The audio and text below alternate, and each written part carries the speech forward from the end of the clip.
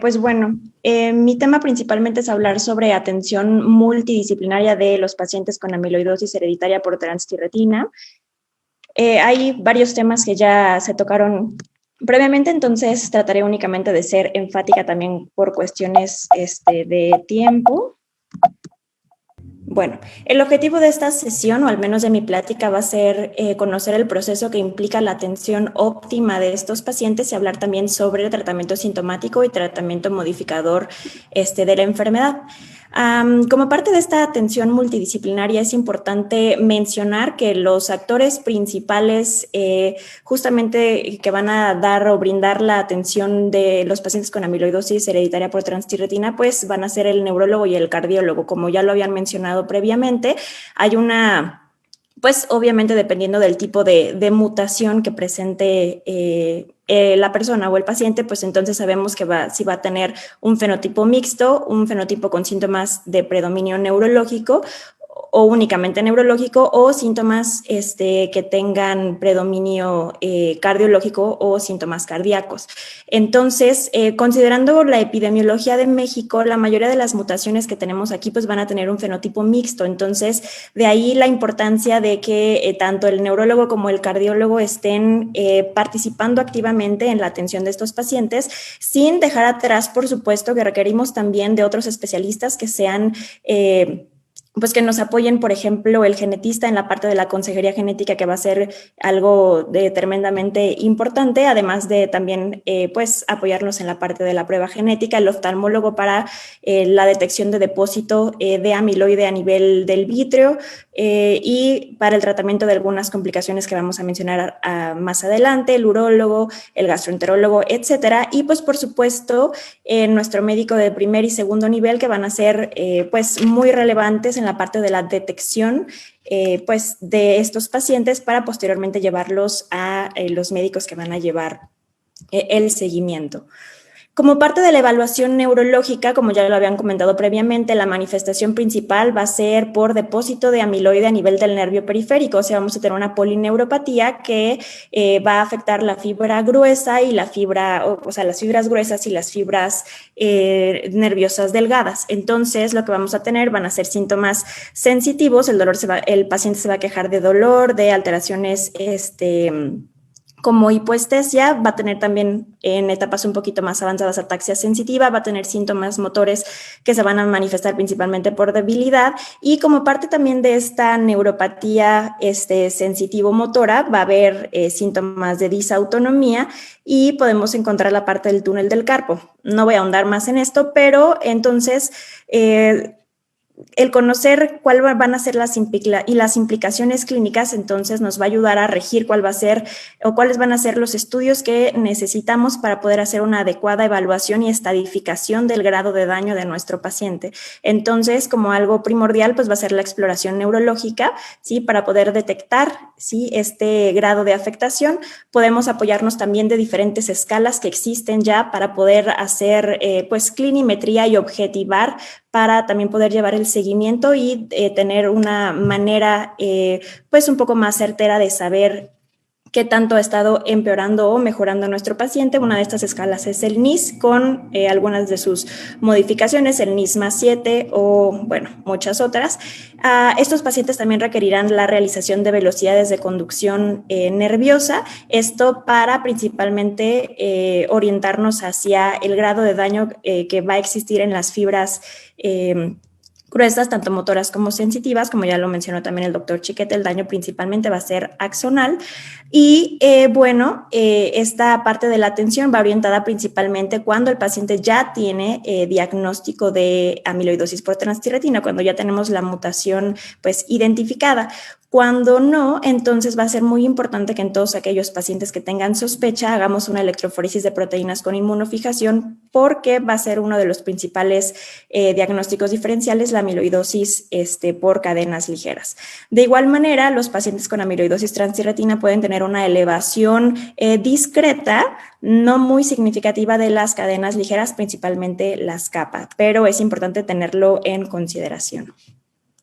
Aparte, y como parte de esta evaluación de la polineuropatía, entonces, como ya lo habíamos mencionado, los síntomas de disautonomía o la neuropatía autonómica va a ser, digamos que una de las manifestaciones más importantes y que probablemente le den más grado de disfunción a este paciente. También mencionar que probablemente sean de los síntomas más tempranos que vaya a presentar el mismo. Estas manifestaciones, y como lo sabemos, pues el sistema nervioso autónomo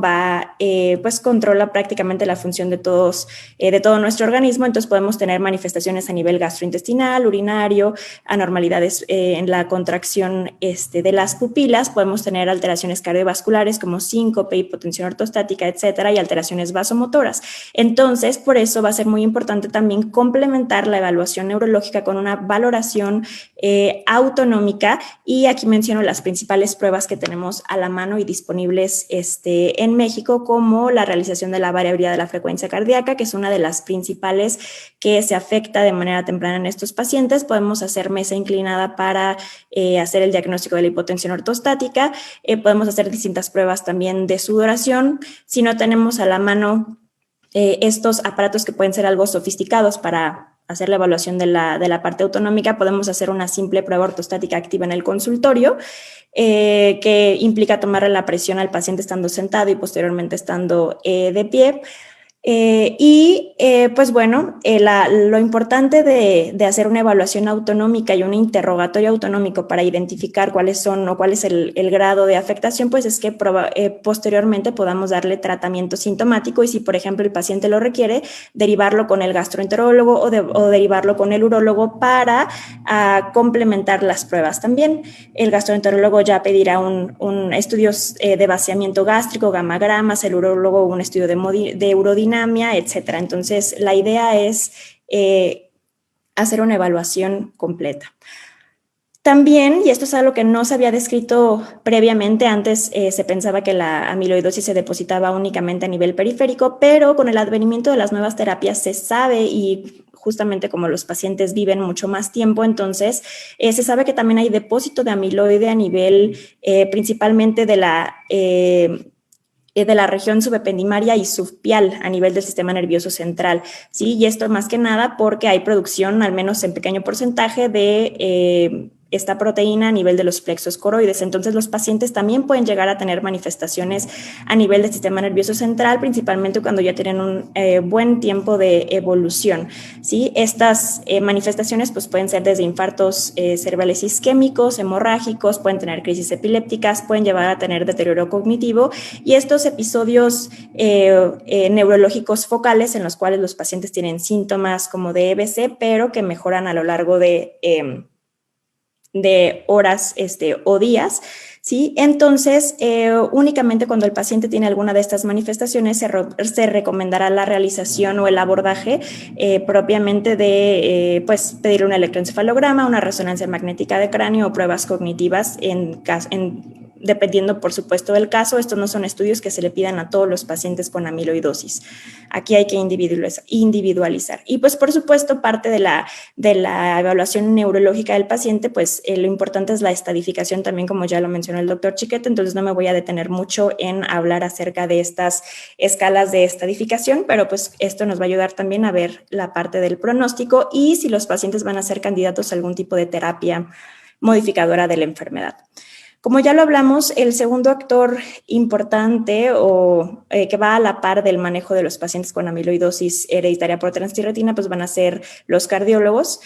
principalmente porque el depósito de transtirretina a nivel cardíaco nos puede llevar a una cardiomiopatía infiltrativa y llevar a distintas manifestaciones como la insuficiencia cardíaca, que predominantemente va a ser con fracción de eyección de ventrículo izquierdo preservada. Va a haber también por este depósito una degeneración del sistema de conducción, lo cual nos va a llevar a bloqueos, arritmias y que posteriormente va a requerir una colocación de marcapasos de manera temprana, y podemos llegar a tener también engrosamiento de las válvulas, pues que nos puede llevar a regurgitación o insuficiencia. Entonces va a ser muy importante que estos pacientes les pidamos, digamos que todos estos estudios de manera complementaria. Todos los pacientes deben tener electrocardiograma, un ecocardiograma también, justamente para ver, hacer una evaluación estructural de las cavidades cardíacas, pedirles también estos marcadores, BNP, proBNP, troponinas y la resonancia magnética cardíaca. ¿Cuáles son estas, digamos que hallazgos que nosotros podemos encontrar en estas pruebas y que van a orientar a que el paciente pues tenga este tipo de amiloidosis? Pues es justamente que encontramos un engrosamiento del septum interventricular de más de 14 milímetros, como lo vemos en la imagen de resonancia magnética cardíaca, aquí que señalo con el puntero. En estos pacientes también podemos encontrar estos niveles de troponinas o proBNP elevado que está fuera de proporción, es decir, los pacientes no tienen realmente manifestaciones de insuficiencia cardíaca muy pues prominentes, y entonces ellos tienen estos niveles elevados. Y otra importante pues es que estos pacientes regularmente tienen intolerancia a los distintos medicamentos que utilizan los cardiólogos para manejar estas manifestaciones. Entonces, esto va a ser, va a ser importante complementar con estos estudios cardiológicos y además con la gamografía cardíaca, ya sea con tecnesio DPD o con tecnesio pirofosfato. Estos dos marcadores nos van a ayudar a detectar el depósito de amiloide a nivel cardíaco. Sí, entonces va a ser muy importante para estadificación también y para seguimiento, justamente para demostrar la infiltración, y nos puede apoyar en aquellos pacientes que no tengamos el diagnóstico certero de amiloidosis hereditaria por transtirretina, hacer diagnóstico diferencial, ya que como vemos se va a pintar por grados, ¿sí? Dependiendo del grado de captación. Grado 3 es la máxima captación. Los pacientes con amiloidosis por transtirretina hereditaria entonces van a tener grados de captación entre 2 y 3, siendo que pacientes que no tienen amiloidosis va a estar en un grado 0 y pacientes que tienen amiloidosis de otro tipo, principalmente los amiloidosis por cadenas ligeras, pueden llegar a tener un grado de captación mucho menor, como grado 1, por ejemplo. Entonces, este estudio nos ayuda bastante y se recomienda que los pacientes con amiloidosis lo tengan. Pero bueno, para continuar y no alargarme más por cuestiones de tiempo, entonces también me gustaría hablarles de la evaluación complementaria. O sea, no nada más vamos a requerir del apoyo del neurólogo o del cardiólogo para llevar el seguimiento y dar el adecuado tratamiento a estos pacientes, sino también, como lo comenté previamente, el genetista va a ser fundamental en la parte de la prueba genética y el asesoramiento genético, al ser esta una enfermedad pues de este origen autosómico dominante. El oftalmólogo también, todos los pacientes con amiloidosis de este tipo deben de ser evaluados por un oftalmólogo al menos de manera anual cuando todavía no se detecta ninguna irregularidad a nivel oftalmológico. Regularmente estos pacientes pueden llegar a tener las pupilas irregulares o estas pupilas como lo vemos en la imagen, con estos hundimientos, y el depósito de amiloide es lo que provoca esta irregularidad en las pupilas, pero además también hay depósito en la parte del vitrio, lo que puede llevar a una opacidad y a una disminución importante de la agudeza visual, y hay depósito también en las trabéculas, entonces los pacientes pueden llegar a desarrollar glaucoma. Lo que se recomienda es justamente, como lo comenté, seguimiento anual por el oftalmólogo, porque estos pacientes llegan a tener estas manifestaciones de manera muy frecuente. Y cuando ya se detecta algún tipo de alteración, pues se recomienda que el seguimiento sea de 3 a 6 meses, dependiendo de cuál sea la manifestación encontrada. El nefrólogo también puede ser uno de los médicos que nos apoyan en la valoración de estos pacientes, aunque regularmente y más que nada los fenotipos o genotipos que tenemos aquí en México, las mutaciones no tienen una manifestación renal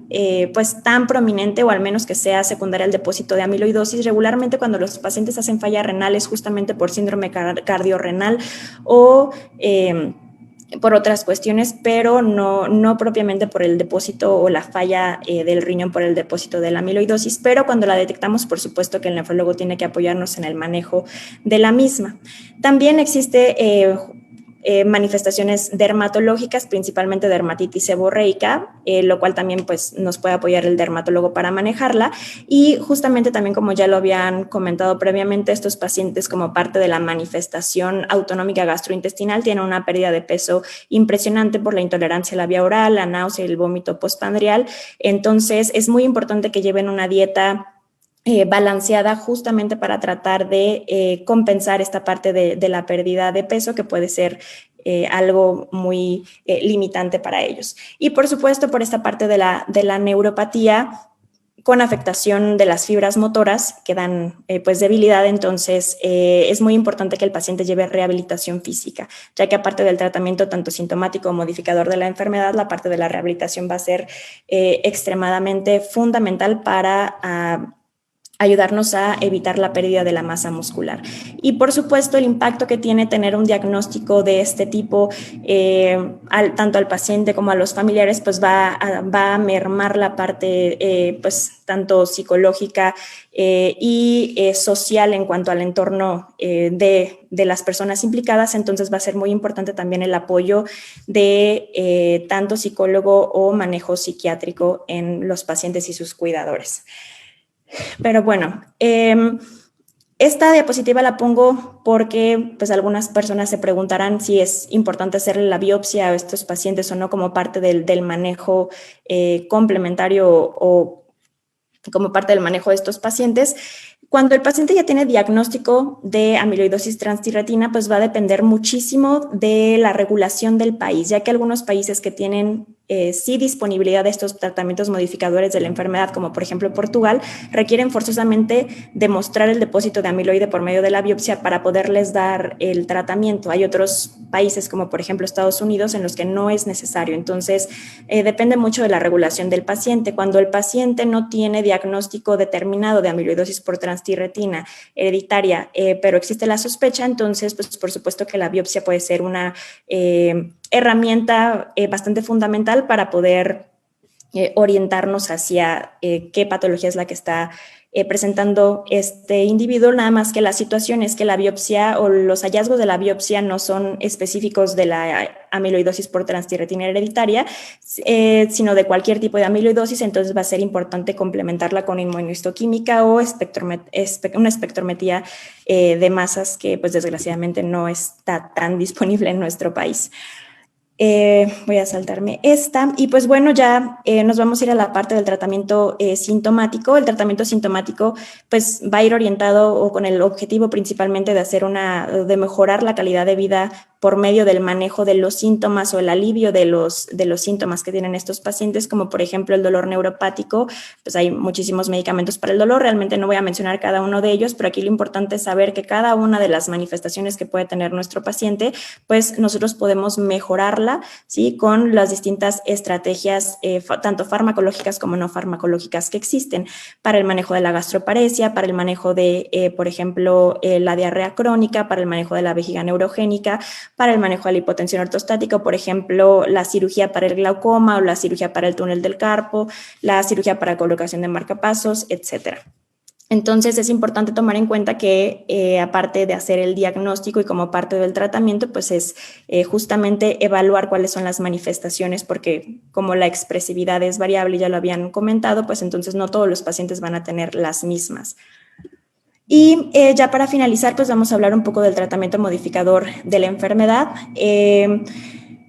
Este tratamiento va a estar indicado únicamente en los pacientes sintomáticos o en pacientes que tengan infiltración demostrada de amiloide. Si no todos los pacientes con diagnóstico van a ser candidatos a tener este tratamiento. Entonces, también como ya lo había mencionado el doctor Chiqueta y la doctora Abreu anteriormente, pues tenemos distintos tipos de tratamiento. Probablemente el más antiguo es el trasplante de hígado, pero afortunadamente, en los últimos años ha habido pues, el advenimiento de la terapia génica y esto nos ha apoyado muchísimo justamente en la reversibilidad, digamos que de la enfermedad o en la mejoría de los síntomas clínicos del paciente. Entonces, para entrar un poquito más en el tema, vamos a hablar primero del trasplante hepático. Fue uno de los primeros tratamientos aprobados, de hecho, fue el tratamiento de elección en la época de los 90s, ¿sí? Y actualmente es tratamiento de elección únicamente en aquellos países que no tienen acceso a los medicamentos modificadores de la enfermedad. Regularmente se hacía trasplante hepático ortotópico, sí, o trasplante dominó, en el cual pues se trasplantaba el hígado, por ejemplo, de un paciente sano al paciente con amiloidosis y el hígado del paciente con amiloidosis se trasplantaba a un paciente que tuviera alguna falla hepática fulminante por cirrosis hepática alcohólica, etcétera. Entonces, estos eran como los trasplantes que se han venido realizando, y también el trasplante de hígado-corazón en aquellos pacientes que ya tenían pues etapas muy avanzadas de este tipo de enfermedad. Lo que daba el trasplante a estos pacientes era una supervivencia al menos de 10 años, ¿sí? El 74% de ellos llegaba a una sobrevida de 10 años, lo cual era bastante bueno. Sin embargo, y lo que queremos hacer actualmente, y esa es la razón por la cual pues se hacen todo este tipo de pues de pláticas, es para dar a conocer lo que ya existe a nivel mundial y lo que se está haciendo en países de primer mundo, ¿sí? Entonces, existen ya tratamientos modificadores de la enfermedad. Por ejemplo, tenemos estos medicamentos que ayudan a detener la producción de transtirretina, ¿sí? Por diferentes mecanismos de acción. Uno de los mecanismos de acción más importantes es justamente los que inhiben la síntesis del RNA, o los que son oligonucleótidos antisentido, como patisiran, butricirano y notersen. Realmente no me voy a detener en cada uno de ellos porque sería dar una plática completamente pues diferente y a lo mejor un poquito más extensa, pero la idea es que vean que estos tratamientos, desde que empezaron los primeros estudios a realizarse, pues han demostrado que reducen de manera muy importante la producción de transtirretina, como lo vemos en la gráfica inferior, ¿sí? Vemos en la línea de abajo los pacientes que tenían patisiran, y en la línea gris, la superior, los pacientes que tenían placebo, y entonces vemos la diferencia abismal de la reducción en cuanto a los niveles de transtirretina sérica. También se demostró que mejoraban la parte de la neuropatía, y esto justamente por la disminución en el puntaje de las diferentes escalas que se aplicaron a estos pacientes, y aparte demostraron tener un buen perfil de seguridad, la mayoría de ellos. Entonces, estos medicamentos ya están aprobados tanto por la FDA como por la Comisión Europea, y son medicamentos que se dan actualmente a pacientes con amiloidosis transtirretina. Y pues ya por último, hablar de a lo mejor uno de los más antiguos que existen, que está disponible o que demostró su eficacia desde el 2009, que es el tafamidis. Tiene un diferente mecanismo de acción, no detiene la producción de transtirretina como los otros, pero lo que hace es intervenir en la parte de la disociación y el plegamiento anormal de este tetrámero de transtirretina, por eso lo llamamos un estabilizador de TTR. Entonces, lo que hace este medicamento justamente es impedir que se disocie, y de esta manera pues entonces no hay depósito de esta proteína pues mutada. Lo que ha hecho este medicamento es justamente pues demostrar su eficacia a nivel neuropático, o sea, sí hay mejoría de la neuropatía, hay mejoría muy importante a nivel también cardíaco. De hecho, este tratamiento inicialmente pues orientó al manejo de las manifestaciones, o más bien de las pacientes con amiloidosis hereditaria que tenían manifestaciones cardiovasculares, y entonces demostró la reducción de la mortalidad hasta en un 30% y en un 32% aquellos pacientes que fallecían por complicaciones cardíacas. Y como lo comenté previamente, está aprobado para tratamiento de polineuropatía, cardiomiopatía y la amiloidosis wild type o la amiloidosis senil. Y ya, pues, la idea era que conocieran de manera muy general cómo es